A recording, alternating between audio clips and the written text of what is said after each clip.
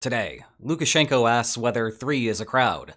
Alternatively, will the war expand, or is this just a Belarusian bluff? Well, let's find out. On August 25th, Ukrainian intelligence reported that Belarusian forces were gathering along their shared border. To situate ourselves, we have Belgorod, Kursk, and Bryansk oblasts in Russia. Kharkiv city is here, and the front that Russia opened up a few months ago is coming down from the north. There may also be something brewing the other way for Ukraine as of yesterday. Meanwhile, Ukraine's main offensive is going on inside of Kursk, outcome to be determined. From there, we must leapfrog past Bryansk and head to Gomel, the site of the Belarusian buildup, featuring a tasteful touch of Wagner mercenaries. It lies north of Kyiv, with the lovely resort town of Chernobyl sitting in between. Gomel has factored into the war once before. It was where Russian troops staged the Kyiv convoy back in February 2022, the start of the invasion. This was done under the auspices of a wargaming exercise, which just so happens to be the public explanation for Belarus's recent movement. That, in turn, raises 3 key questions. 1. Why would Belarus help Russia? 2. Will Belarus actually do it? And 3. How should Ukraine respond? The why part is as straightforward as it is old.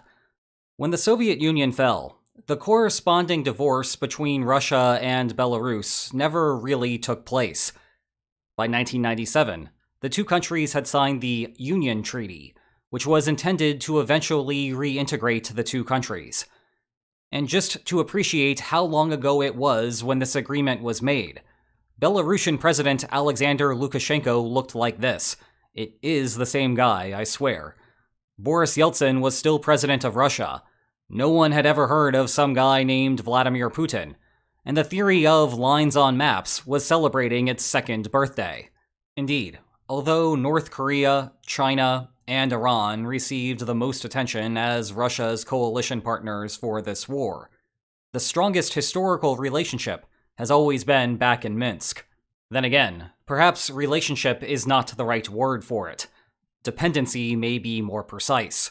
You see, at least at the start of the invasion, Vladimir Putin was legitimately popular within Russia. It is complicated, but political scientists had some tricky ways to test that, and it was less like this and more like this. Now, that was tainted by the Kremlin's control over the Russian media and the absence of fair competition in a liberal democracy. But conditional on that, Putin did not need to further manipulate vote counts to win office. He was doing just fine with the legitimate numbers.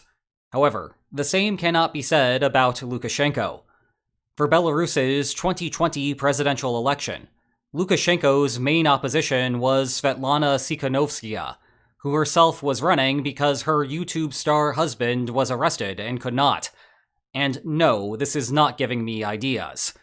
Back on topic, Lukashenko claimed to have won 81% to 10%, but the European Union refused to acknowledge the outcome.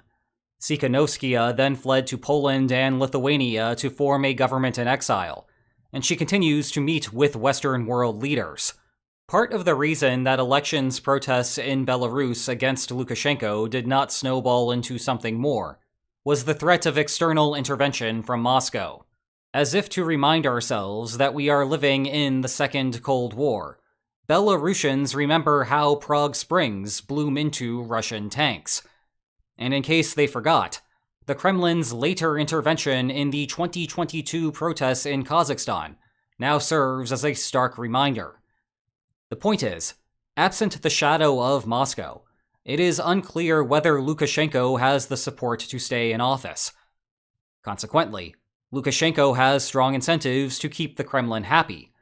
And when he is not negotiating with Yevgeny Prigozhin to end the thunder run on Moscow, it means moving troops to the border with Ukraine today. You see, with the Kursk offensive underway, both Russia and Ukraine are even more short-staffed than before. Belarus invading Ukraine would make Ukraine's problem worse, without much affecting Russia's situation. After all, Russia would not be supplying the majority of the manpower. So it is not that Belarus wants to do it, so much as it is Lukashenko doing Putin a favor.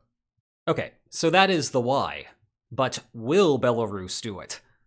Well, the prevailing bets at the moment are against a second invasion. Or is this the third one now? I'm having a hard time keeping score. Regardless, historically speaking, such late additions to a war are rare. Unfortunately, public perceptions of interventions lead us astray here. The US entries into World War I and World War II were prolific because they were both late and pivotal, but they are abnormal. You see, for the most part, you get the most bang for your buck by coordinating war strategy with your partner from the start. Now, Ukraine has no guarantees that Belarus will follow the pattern here. Nevertheless, Lukashenko's incentive to help Russia paradoxically also discourages his entry into the war. Russia does not have troops to spare for ventures outside of Ukraine. We have already seen the consequences of Russia's shortage in Nagorno-Karabakh in September 2023. Back then, Russian peacekeepers were supposed to be protecting Armenians living in a disputed section of Azerbaijan. But Azerbaijan attacked anyway. Then Russia basically sat back and watched, even after 5 of its peacekeepers were killed. The reason was that the Kremlin simply could not afford to take on another task when Ukraine was tying up so many resources already. The implication for Lukashenko here should be concerning. If there is an uprising in Belarus, then Russia might not be there to help. That said, the good news here for Lukashenko is that the initial spark of civil unrest is hard to come by. Even without Russia's help, protesters need to vastly outnumber security forces to begin a revolution. The problem is that protesters worry that they will show up on the street corner alone, which is a great way to find yourself in jail. Consequently, what keeps Lukashenko safe is ordinary citizens having the default belief that there will not be an uprising today.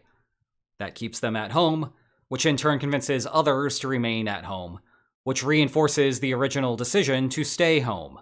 What anti-government elements need to overcome this self-fulfilling prophecy is some type of rallying cry. Now, do you know what would make for a great rallying cry? How about Belarusians being sent to die in Ukraine?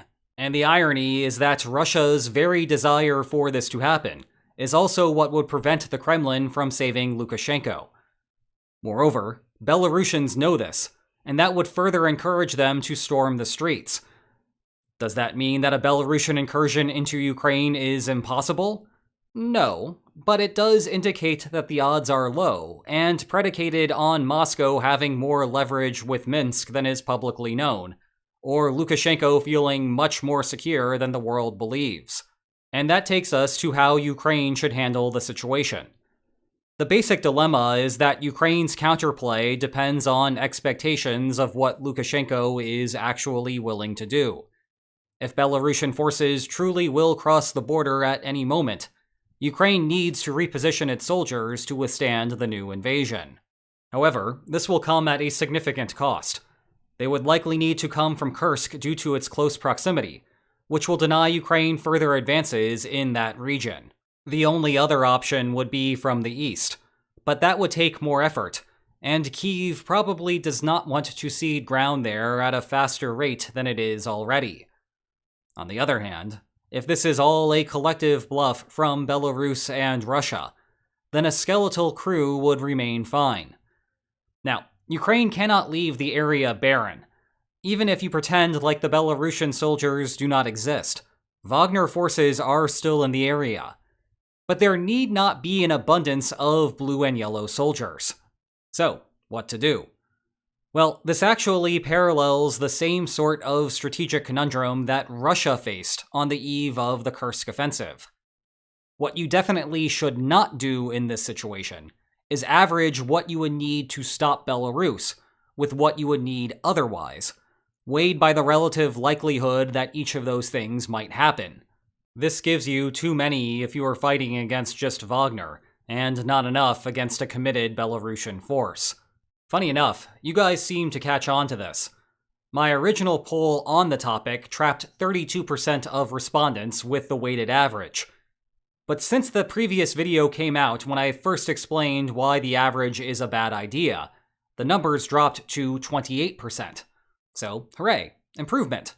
Oh, and just for fun, I checked whether ChatGPT could do this problem correctly. It could not. This is an ugly word salad of strategy that ultimately recommends the weighted average. Wrong. Anyway, for the current problem, given the public skepticism, it appears that Ukraine is sticking with a mild protection force.